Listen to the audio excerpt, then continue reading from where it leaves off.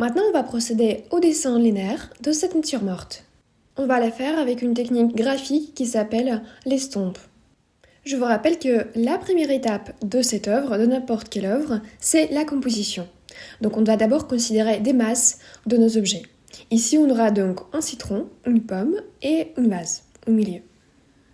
On aura également un drapé qui va relier tous nos objets ensemble. Comme vous voyez, on n'aura pas beaucoup de plis sur ce drapé. Par contre, lors de prochains cours, on va vraiment apprendre en précision et beaucoup en détail comment faire des plis, donc comment faire un vrai drapé avec des jolis plis et avec toute cette complexité. Mais maintenant, c'est autre chose. Et d'abord, on considère la ligne d'horizon. Elle se trouve un tout petit peu au-dessus de notre citron. Ça peut faire la moitié de votre feuille. Avec votre crayon, vérifiez pour que votre trait, donc le trait qui considère la ligne d'horizon, soit bien droit. Puis on va trouver la masse de nos objets. Je commence par la vase. Ici, essayez de trouver aussi des formes géométriques simples pour simplifier la construction. Par exemple, dans cette vase, on peut trouver tout simplement un ovale, on va dire. La première chose, c'est considérer uniquement la masse de cette vase, sans la précision, par exemple, sans des lances, les poignées, le haut et tout ça. Il vous faut surtout d'abord trouver les proportions de cet objet-là et justement après le préciser. La vase se trouve plutôt à droite, elle est décalée de centre, mais pas beaucoup. Notre objectif ici, c'est de bien occuper l'espace de la feuille, donc considérer la composition. Donc d'abord, c'est une recherche. Vous devez trouver votre objet, ça peut-être se passera pas tout de suite. Vous voyez là, je commence vraiment par un ovale, je n'implique rien d'autre. Je vois que j'aurais besoin justement d'avoir assez d'espace à droite de notre vase pour avoir quand même le fond derrière. Après, je vois qu'il a la pomme, il a aussi le drapé, donc ça va être quand même assez centralisé. Légèrement décalé, mais plutôt au centre. Dans cette composition, la vase, c'est une forme principale et on va dire basique, parce que c'est une forme centrale, la plus importante et la plus en fait démarquée par sa taille, par ses proportions, par sa forme. Donc c'est pour ça que déjà en considérant cette vase, sa forme et sa construction, on va déjà établir et harmoniser la composition. Donc cette vase, ça va vraiment stabiliser vos objets. En fait ici, le citron et la pomme, ils sont là uniquement pour équilibrer cette vase, oui, et la composition pour remplir un tout petit peu d'espace à gauche, à droite. Mais pas beaucoup, en fait la vase, elle est quand même dominante. C'est pour ça qu'après avoir démarqué la vase, légèrement, vous voyez en simplifiant, je vais démarquer également la pomme en prenant à peu près sa taille, donc approximative, en la comparant avec la vase, avec les proportions que j'ai déjà appliquées. Et puis je ferai le citron qui va être plus loin et plus petit. Également, il faut remarquer que la vase et la pomme, ils sont liés ensemble. Donc, ça crée vraiment une masse à droite. C'est pour ça que le citron, ici en particulier, il vraiment existe pour équilibrer la composition à gauche. Donc, remarquez aussi que ni la pomme, ni la vase, ni le citron ne se trouvent pas sur la même axe. La pomme, elle se trouve d'abord, après on a la vase, et le citron, il est légèrement décalé derrière. Donc ça, c'est important. Et maintenant, comme tous les objets sont bien placés, on va un peu vérifier la taille et les proportions de chacun. Donc, par exemple, là, je reprends un tout petit peu la pomme et je la compare avec la vase. La meilleure façon pour le faire, vous prenez la taille de la pomme que vous avez déjà considérée et vous la mettez à l'intérieur de votre vase pour voir combien de pommes, par exemple, il y a à l'intérieur de cette vase. Vous pouvez d'abord faire ça sur la photo, pour être sûr, par exemple, combien de fois, par exemple, une pomme, elle peut rentrer là-bas 2 fois et demi, imaginons, je pense que c'est à peu près ça le cas. Et après, vous regardez si chez vous, c'est aussi le cas, pour que la pomme ne soit pas non plus trop petite ou la vase trop grande. Après avoir vérifié les masses de nos objets, on peut passer à la construction déjà beaucoup plus précise qu'on a déjà vu ensemble auparavant. Donc là, vous pouvez légèrement effacer tous les traits inutiles et garder un seul trait qui considère le contour de chaque objet. On va commencer d'abord par la vase. Ici, donc après avoir un peu nettoyé mon dessin, je trace une ligne approximativement au centre, une ligne droite qui va considérer l'axe central. Vérifiez pour que votre axe soit bien droite. Je vous explique pourquoi. Donc c'est comme on a déjà vu la construction ensemble. Il est vraiment hyper important pour que votre axe soit vraiment parfaitement droite. Donc on a déjà parlé de ça. Sinon votre objet il va être incliné ou complètement cassé et on n'aura pas du tout la même construction. Donc vérifiez bien. Et après l'axe, on va bien regarder et observer, on va dire analyser notre vase et voir combien de valves on aura dans sa construction. Je fais votre attention que le premier ovale, on va dire au-dessus, nous qui considère le haut, il est légèrement, je dirais qu'il n'est pas assez arrondi. On dirait que cette vase est un peu artisanale, mais on va pas faire attention à ça, on va la bien aligner comme si ça n'existait pas. Pour l'instant, on n'a pas besoin de faire mettre l'attention là-dessus. Alors, on aura 2 ovales au-dessus, donc en haut. Puis on aura un ovale au milieu, l'ovale qui va considérer l'ouverture, donc l'endroit le plus large au milieu de la vase. Et puis, dernier ovale en bas, qui va considérer le fond. Vous pourriez même ajouter un pied, on va dire, à cette vase et faire un 5e ovale, on va dire, en bas. Mais ce n'est pas important, on peut aussi se contenter de 4. Je ferai 5, comme ça vous verrez comment ça peut se faire. Et vous allez décider si vous le souhaitez ou pas. Et maintenant, je vais bien placer ces divisions sur la feuille déjà. Également, vérifiez bien pour que chaque trait horizontal, pour le coup, l'axe horizontal, soit aussi droite que la verticale. Et pour mieux comprendre la largeur, on va dire, du milieu de cette vase, vous pouvez prendre le segment de la gorge, donc cette vase au-dessus, le prendre avec le crayon, donc de le bien mesurer. Et là, je remarque que ça fait la moitié, donc en fait, de cette partie la plus large. Donc, ça va vous servir comme un repère dans la construction. On fait beaucoup ici attention à la symétrie pendant la construction.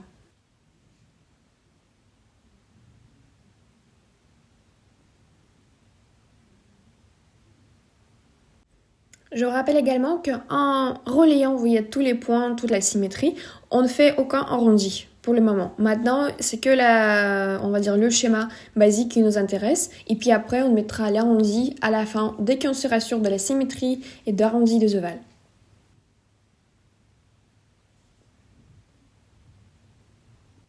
Avant de passer à la construction et la précision des ovales, qu'on va donc passer déjà bientôt, vérifiez bien, si vous voulez, avec une feuille, encore une fois, la symétrie de chaque segment de toutes les divisions. C'est, comme vous le savez déjà, c'est assez important pour que notre objet soit bien symétrique. Je dirais qu'au début, il est important de se vérifier là-dessus parce que quand on commence, on peut dire que ok, là j'ai pris avec le crayon, j'ai mesuré bien mes segments et pour moi c'est bon. Mais ça peut être, on va dire, trompeuse. Il faut quand même revérifier avec une feuille, pas avec une règle, là on a dit qu'on ne la prend pas, mais par contre avec une feuille où vous allez vraiment reprendre encore des segments et vous allez vous rassurer que c'est bien droit, c'est bien aligné, c'est bien pareil de tous les côtés. Maintenant, on va construire nos ovales. Je vais commencer par ceux qui se trouvent en bas. Je me démarque l'ouverture de mon ovale en bas, et ici, uniquement pour ce cours, vu que vous avez déjà fait la construction des objets, vous pouvez également essayer avec moi. Je ne vais pas simplifier la construction en mettant un rond dans les côtés et puis après en arrondissant. Je vais tout de suite arrondir en passant à travers donc le point d'ouverture que je me suis précisé et en arrondissant l'ovale en haut et en bas. Essayez aussi, ça va être un bon exercice parce que dans l'idéal, on va savoir le faire sans aucune forme supplémentaire. De la même façon, je fais l'ovale du haut.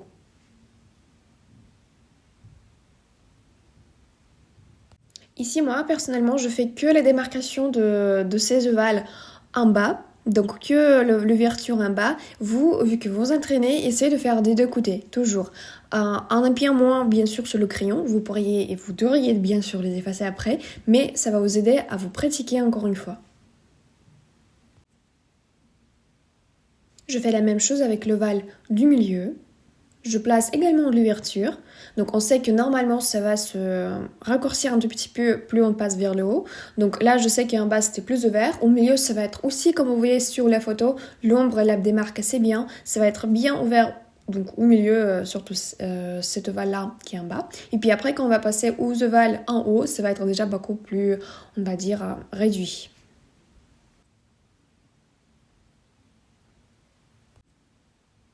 Maintenant, je procède aux ovales du haut. Je fais d'abord celui qui est en bas, et puis après l'autre du au-dessus. Évidemment, le dernier ovale du haut, il va être ouvert partout. Donc là, c'est important de le faire déjà. Il va être assez petit par rapport aux premières ovales qu'on a démarquées.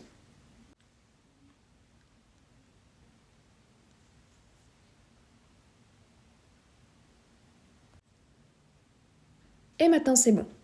Avant de passer donc à la construction des lances, des poignées, peut le dire comme on veut. On va d'abord faire l'arrondi parce que comme vous voyez, les poignées ils vont être sur notre arrondi, donc sur, on va dire, cette forme, on va dire ronde, oui, et pas constructive comme on vient de le faire.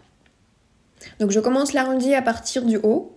La ligne ne va pas être un peu, vous savez, il ne va pas casser l'arrondi partout sur la longueur.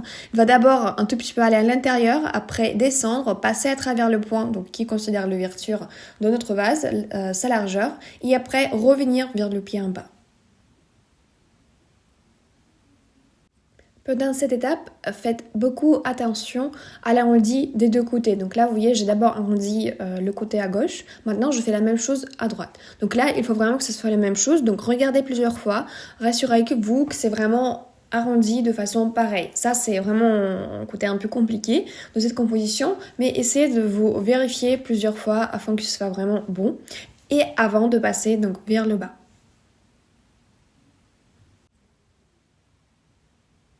Je passe vers le bas et je vous rappelle qu'on va passer tranquillement donc à travers ce point qui considère l'arrondi sans avoir cassé la forme. Donc du coup l'arrondi va vraiment être pareil partout. Vous ne devez pas vous arrêter, vous savez, pu arrondir après en bas de ce point. Il faut vraiment que ce soit pareil partout pour que la ligne continue en bas. Ici, l'erreur la plus souvent, on va dire, commise par les débutants, c'est que l'arrondi n'est pas pareil des deux côtés. Donc pour ça, reprenez encore une fois votre construction, oui, votre construction initiale avec des lignes plutôt droites, oui. Et à partir de ces lignes, regardez si l'arrondi, si le segment, on va dire sa largeur, elle correspond à la largeur à côté. Donc comme ça, vous allez être sûr que l'arrondi déjà espace à peu près au même niveau et il s'ouvre à peu près de la même façon que vous avez fait de l'autre côté. Donc vérifiez-vous bien, on ne pourrait pas passer à autre chose, donc aux fruits, si on n'a pas encore fini ça. Et puis tout à la fin, donc après avoir fait cet arrondi, je vais considérer l'épaisseur donc de notre vase, l'épaisseur donc vers le gauche en haut. Ici tout est simple, cet ovale il va juste aller à l'intérieur de notre dernier ovale du haut, il va juste recopier sa forme, sauf qu'il va être placé vraiment au milieu un tout petit peu au-dessus. Ça veut dire que, on va dire, l'épaisseur derrière va être plus fin que l'épaisseur devant. Donc vous pouvez voir ça bien sur mon dessin.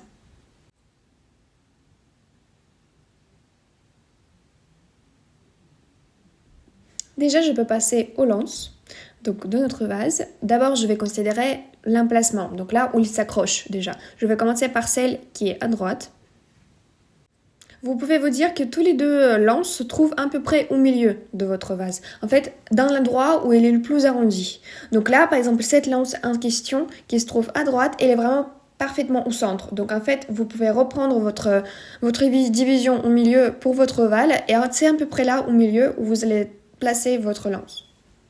Je vous rappelle quand on dessine des poignées et des lances, il faut absolument d'abord trouver les endroits où ils s'accrochent et uniquement après considérer leur forme, faire le schéma de la construction et toutes ces choses-là.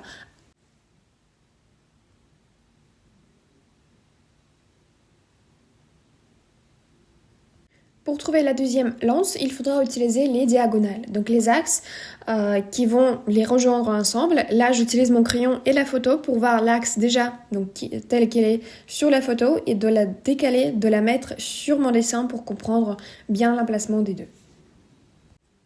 Et après avoir trouvé l'emplacement des lances, on peut déjà les mettre dans un schéma, on va dire plutôt constructif. Donc là, je vais la diviser, on va dire, en 2-3 parties pour mieux retrouver sa forme. Je fais votre attention aussi sur le fait qu'elle va sortir un tout petit peu à droite. Donc du coup, elle n'est pas tout à fait collée à notre vase. Elle va être légèrement décalée à droite. Donc du coup, si vous allez même agrandir la photo, vous allez voir un petit espace entre la vase et la poignée. Donc c'est aussi ça ce qu'on va faire. Puis, je vais démarquer son épaisseur, donc en se penchant sur la forme que je me suis déjà démarquée. Donc l'épaisseur va être, on va dire, plus marquée à gauche, évidemment. Donc je la démarque là-bas. J'observe également que cette lance, elle tourne un tout petit peu en bas et on commence à voir son côté intérieur. Donc c'est pour ça que je vais ajouter un petit bout en bas. Maintenant, je peux faire l'arrondi donc dans cette lance et faire exactement la même chose à gauche avec l'autre lance.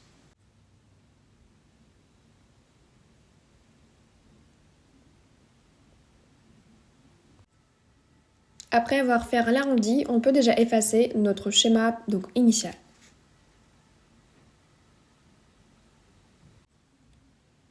Il faut dire que la construction de la poignée de la lance à gauche, elle va être beaucoup plus simplifiée parce qu'elle se cache déjà beaucoup plus. Vous voyez, elle est légèrement calée vers le haut par rapport à l'autre et elle est plus petite également. Donc pour ça, on va la travailler moins que la première.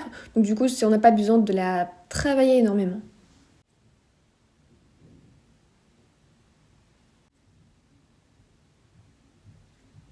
On peut également observer ici avec cette lance un petit espace entre la vase et la lance. Et donc après avoir fait toute cette construction, on peut déjà effacer tous nos traits, toutes les lignes de la construction et préparer, on va dire, notre vase à la mise en place des ombres, des demi-ombres et toutes ces choses-là.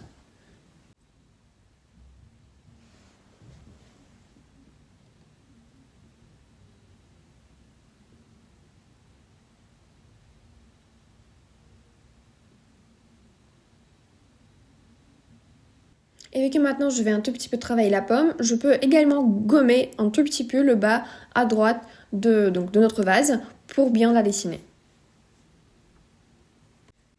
Essayez d'éviter dans la construction de faire de votre pomme tout de suite quelque chose hyper rond, vous savez, et un peu simple. Déjà, reprenez les angles principaux de cette pomme. On va dire la face de cette pomme, je vais la considérer aussi avec un ovale au milieu qui va couper, on va dire, notre pomme en deux parties. Donc la face où on aura aussi la tige au milieu. Ça vous permettra de mieux comprendre la logique d'emplacement des ombres, de la lumière et tout ça. Et mieux trouver l'emplacement de la tige. C'est assez approximatif, mais ça va vous permettre de, on va dire, simplifier la construction.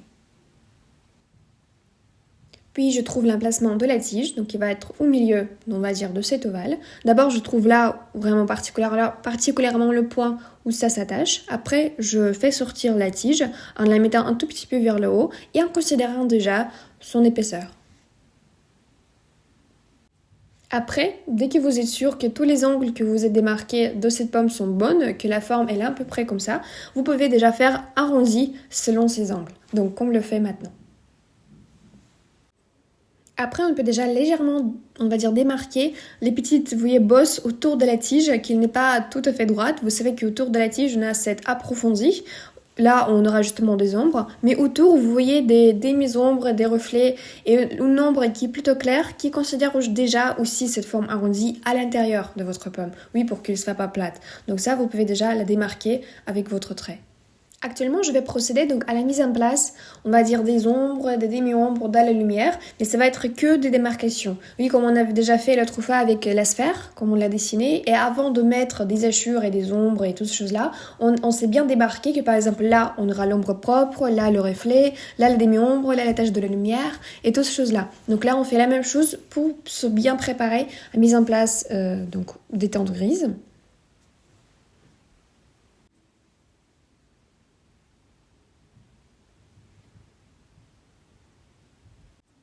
N'oubliez pas de démarquer l'ombre projetée de la tige en bas. Vous voyez, il y a un trait très foncé au milieu, donc ça, il faut le faire, qui va rejoindre après l'ombre propre de notre pomme.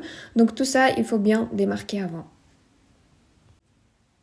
Démarquez-vous toutes les zones foncées autour de la tige, ça va être important pour que vous ne dépassez pas et pour que vous les considérez quand même. Et également les taches de la lumière, donc les points, les zones les plus on va dire, lumineuses de cette pomme.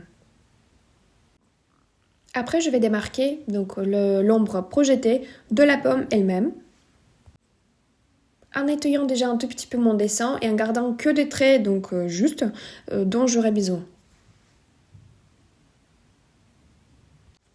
L'ombre projetée de la pomme, donc qui se trouve à droite de la pomme, elle peut légèrement sortir de la feuille. Donc ça, c'est pas grave. Par contre, essayez d'éviter pour qu'elle touche en fait le côté, on va dire, de votre feuille. Donc soit il dépasse, soit il ne va pas jusqu'à la fin. Donc vous décidez qu'est-ce qui vous trouvez le mieux. Sur la photo, ça dépasse pas.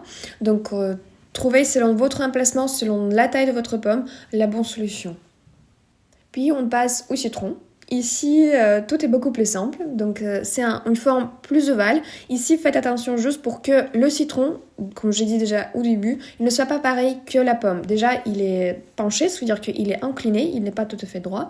Il est plus petit aussi de la pomme, et je vous rappelle qu'il se trouve légèrement derrière le vase. Pas sur le même axe, mais légèrement un tout petit peu derrière. C'est-à-dire qu'il est vraiment dernier, on va dire, sur l'emplacement de notre composition. Il est troisième, donc regardez bien pour que ce soit comme ça. Je mets directement les ombres, donc en fait de citron. Là, en gros, vous pouvez vous démarquer l'ombre propre et le reflet en bas. C'est ce qui est le plus important. Après la lumière, la tache de lumière, ça va être déjà un tout petit peu moins lumineux parce qu'on fera tous les accents, on va dire, sur la pomme et sur la vase. Donc là, démarquez que ça. Et après, bien sûr, l'ombre projetée qui sera pas régulière, c'est-à-dire qu'elle va un tout petit peu autour des plis, donc elle n'est pas tout à fait droite.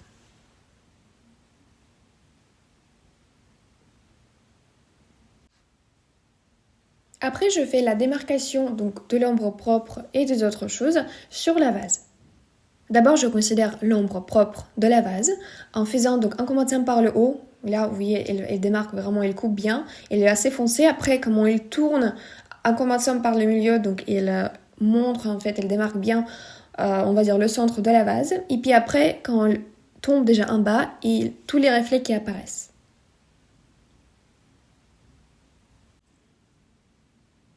On précise bien les contours des reflets, par exemple de la pomme sur la vase, même sur l'original c'est assez flou, vous devez quand même comprendre à peu près où vous allez éclaircir et vous n'allez pas mettre d'ombre assez foncée. Donc c'est important. La même chose, n'oubliez pas de bien placer l'ombre projetée et l'ombre propre au-dessus, donc à l'intérieur de la gorge de votre vase.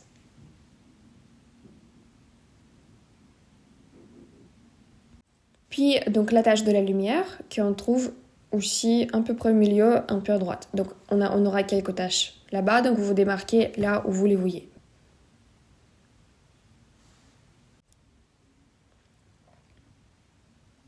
Maintenant, je vais m'occuper donc du drapé. Je vais d'abord la considérer en bas, donc par rapport aux emplacements de mes fruits. Donc là, par exemple, déjà un peu en bas du fond de la base.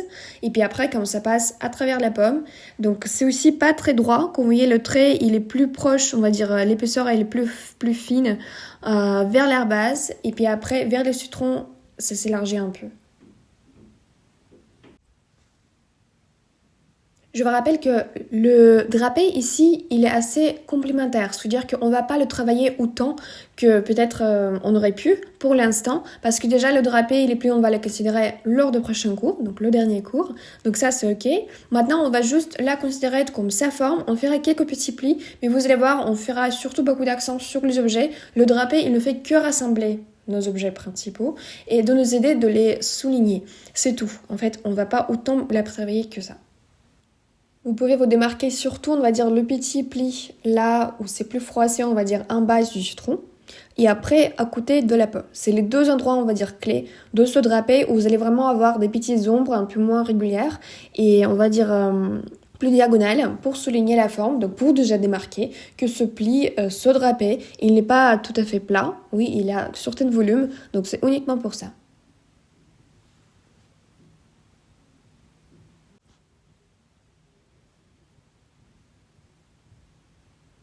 Après, démarquez bien donc l'ombre projetée de la vase. Donc il va un tout petit peu dépasser, être au-dessus de votre drapé. Vous voyez, il a un trait assez foncé au-dessus.